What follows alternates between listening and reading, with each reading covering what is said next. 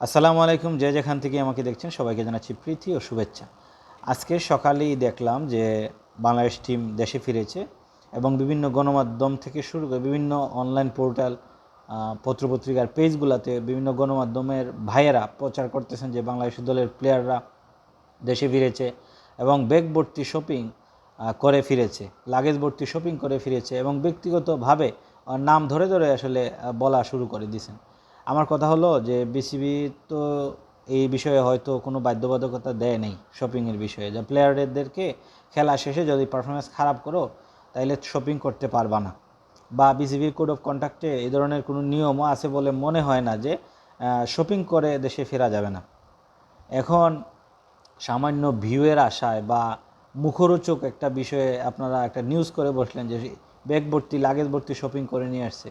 Luggage ভর্তি bag ভর্তি shopping করে নিয়ে আসছে, সমস্যা কি? তাদের ব্যক্তিগত টাকা থেকেই তো শপিং করছে, নাকি বিসিবি এগুলা অর্থ বহন করে, নাকি আপনারা বহন করেন? যে আপনারা এত উৎসাহিত হলেন এই বিষয়টা নিয়ে। প্লেয়াররা তাদের শপিং করে নিয়ে আসছে, করতেই পারে, এটা ব্যক্তিগত, তাদের পছন্দ থাকতেই পারে। তো যেহেতু বিসিবির কোনো সমস্যা হয় না, আপনাদেরও তো সমস্যা হওয়ার কথা না।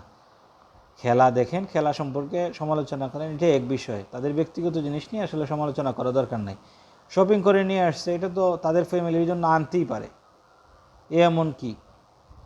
আপনারা এত ছোট ছোট জিনিসগুলো ভাই তুলে ধরেন, যেগুলার কারণে অনেক বড় বড় জিনিসগুলাই কিন্তু আড়াল হয়ে থাকে। বিসিবির অনেক সমস্যা আছে, অনেক ঘাটতি আছে, অনেক ত্রুটি আছে, এগুলো নিয়ে রিপোর্ট করেন।